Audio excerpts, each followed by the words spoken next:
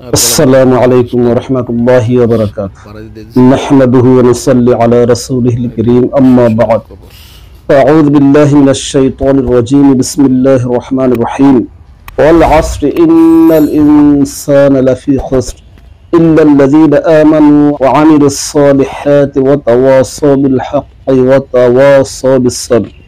وقال رسول الله صلى الله عليه وسلم: إذا مات الإنسان انقطع عمله إلا من ثلاثة: إلا من صدقة جارية أو علم ينتفع به أو ولد صالح يدعو له أو كما قال عليه الصلاة والسلام.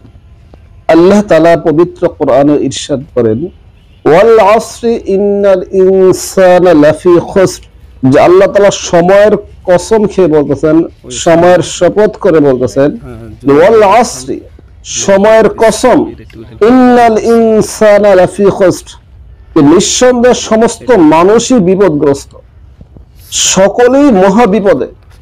ইল্লাল্লাযীনা আমানু ওয়া আমিলুস সালিহাত, তবে তারাই বিপদমুক্ত যারা ঈমান গ্রহণ করার পর আমলে সালেহ করেছে, নেক কাম করেছে।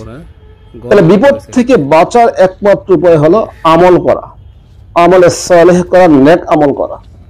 হাদিসের মধ্যে আসছে যে কেউ যদি দুনিয়াতে একবার সুবহানাল্লাহ বলে, তো জান্নাতে সুবহানাল্লাহ বলার কারণে জান্নাতে একটি বৃক্ষরোপণ হয়।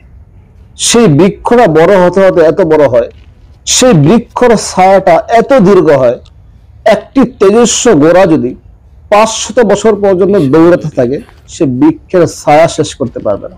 সুবহানাল্লাহ, সুবহানাল্লাহ বলার কারণে কত বড় নিয়ামত আল্লাহ তাআলা তার ভাগ্যে লিখে রেখেছেন। এমনি ভাবে আপনার যত আমলই করি না কেন, এই আমলের বিনিময়ে একটা জান্নাতের নিয়ামত তৈরি হয়ে যায়, নিয়ামত পাওয়া যাবে। তাহলে বোঝা গেল জান্নাতের নিয়ামত ভোগ করার জন্য পূর্ব শর্ত হলো আমলে সালেহ করা।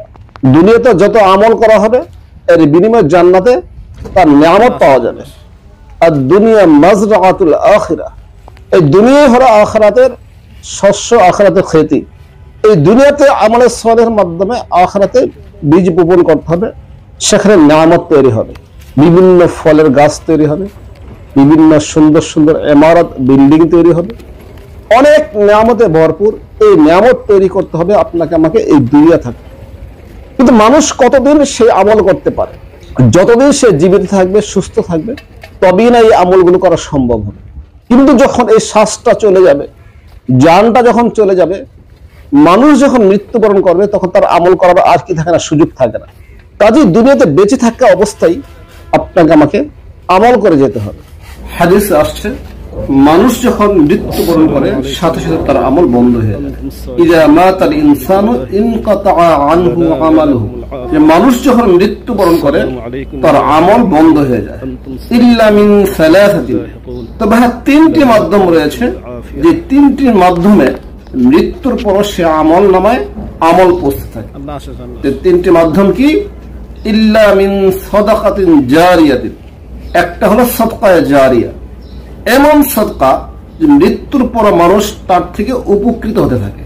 যেমন কেউ মসজিদ নির্মাণ করবে, তো যতদিন পর্যন্ত মসজিদ থাকবে, মসজিদে মুসল্লিরা নামাজ আদায় করবে, বিভিন্ন আমলে মশগুল থাকবে, ইবাদত করবে, এর বিনিময়ে মৃত্যুর পর আমল নামায় পৌঁছতে থাকবে।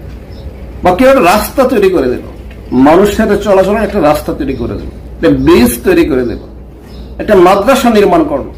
তো যতদিন পর্যন্ত ছাত্ররা এই মাদ্রাসা লেখাপড়া করবে, ব্রিজ দিয়ে মানুষ চলাচল করবে, রাস্তা দিয়ে মানুষ চলাচল করবে, এর বিনিময়ের একটি অংশ যিনি তৈরি করেছেন তিনি মৃত্যুর পর তার আমল নামার মধ্যে পৌঁছতে থাকবে।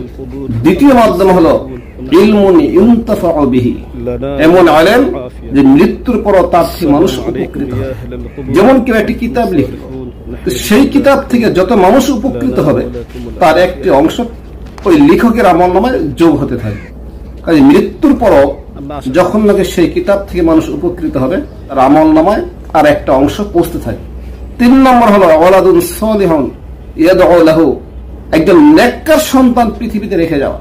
তাহলে এই নেককার সন্তান যতদিন পৃথিবীতে বেঁচে থাকবে, ভালো ভালো কাজ করবে, তার একটা বিনিময় সেই মাতা পিতার আমল নামায় পৌঁছতে থাকবে। সন্তান পিতা মাতা যেন দোয়া করবে, সন্তান মাদ্রাসায় পড়াইলো বা ইমামতি করলো বা সে কোরআনে হাফেজ হলো বা যে কোনো ভালো কাজই করলো, সে যদি নেককার হয়ে থাকে, মোট কথা একজন নেককার সন্তান যদি পৃথিবীতে রেখে যায়, সেই নেককার সন্তান যতদিন সে নেক আমল করবে তার একটা অংশ সেই পিতা মাতার আমল নামায় পৌঁছতে থাকে। সুতরাং বোঝা গেল মৃত্যুর পরও এই তিনটি মাধ্যমে আমল নামায় আমল পৌঁছানো যায়। কাজে আমাদের চেষ্টা থাকতে হবে যে দুনিয়াতে যতদিন বেঁচে থাকি তার মধ্যে এই তিনটি যে কোনো একটি ব্যবস্থা করে রেখে যাওয়া, হয়তো সদকা জারিয়ার ব্যবস্থা করে যাওয়া, অথবা এমন ইলমের ব্যবস্থা করে যাওয়া যার থেকে মানুষ উপকৃত হতে পারে, বা একজন নেককার সন্তান পৃথিবীতে রেখে যাওয়া। যদি তিনটাই করা যায় তাহলে তো আলহামদুলিল্লাহ ভরপুর কামিয়াবি রয়েছে। অন্তত যে কোনো একটা যেন আমরা করতে পারি সেই চেষ্টা করা।